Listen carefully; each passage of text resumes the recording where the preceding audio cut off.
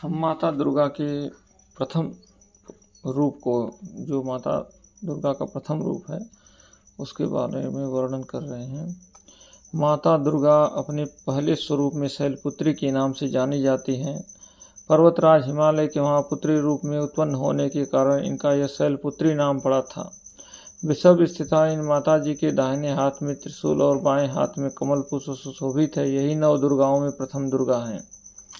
दुर्गा के जो जितने भी स्वरूप है उसमें ये प्रथम दुर्गा है, पहली दुर्गा यही है।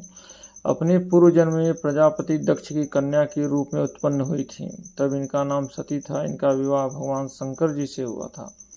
एक बार प्रजापति दक्ष ने एक बहुत बड़ा यज्ञ किया। उसमें उन्होंने सारे देवताओं को अपना अपना यज्ञ भाग प्राप्त करने के लिए निमंत्रित किया, किंतु शंकर जी को उन्होंने इस यज्ञ में निमंत्रित नहीं किया। सती ने जब सुना कि हमारे पिता एक अत्यंत विशाल यज्ञ का अनुष्ठान कर रहे हैं, तब वहां जाने के लिए उनका मन विकल हो उठा। अपनी यह इच्छा उन्होंने शंकर जी को बताई। सारी बातों पर विचार करने के बाद उन्होंने कहा, प्रजापति दक्ष किसी कारणवश हमसे रुष्ट हैं। अपने यज्ञ में उन्होंने सारे देवताओं को निमंत्रित किया है, उनके यज्ञ भाग भी उन्हें समर्पित किए हैं, किंतु हमें जानबूझकर नहीं बुलाया है, कोई सूचना तक नहीं भेजी है। ऐसी स्थिति में तुम्हारा वहां जाना किसी भी प्रकार से असकर नहीं होगा। शंकर जी के इस उपदेश से सती का प्रबोध नहीं हुआ। पिता का यज्ञ देखने वहां जाकर माता और बहनों से मिलने की उनकी व्यग्रता किसी प्रकार भी कम न हो सकी। उनका प्रबल आग्रह देखकर भगवान शंकर जी ने उन्हें वहां जाने की अनुमति दे दी।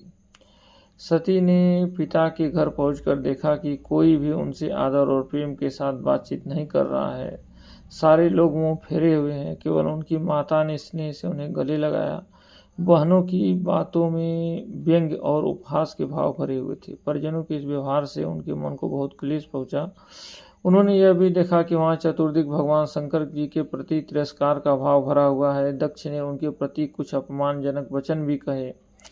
यह सब देखकर माता सती का हृदय क्षोभ, ग्लानि और क्रोध से संतप्त हो उठा। उन्होंने सोचा, भगवान शंकर की बात न मान यहाँ आकर मैंने बहुत बड़ी गलती की है। वह अपने पति भगवान शंकर के इस अपमान को सह न सकी। उन्होंने अपने उस रूप को तत्क्षण वहीं योगाग्नि द्वारा जलाकर भस्म कर दिया। वज्रपात के समान इस दारुण दुखद घटना को सुनकर शंकर जी ने क्रुद्ध हो अपने गणों को भेजकर दक्ष के उस यज्ञ का पूर्णतः विध्वंस करा दिया। सती ने योगाग्नि द्वारा अपने शरीर को भस्म कर अगले जन्म में शैलराज हिमालय की पुत्री के रूप में जन्म लिया। इस बार वह शैलपुत्री नाम से विख्यात हुई। पार्वती हेमवती भी उन्हीं के नाम है। उपनिषद की एक कथा के अनुसार उन्होंने हेमवती स्वरूप से देवताओं का गौरवभंजन किया था। शैलपुत्री देवी का विवाह भी शंकर जी से हुआ। पूर्व जन्म की भांति इस जन्म में भी वह शंकर जी की अर्धांगिनी बनी।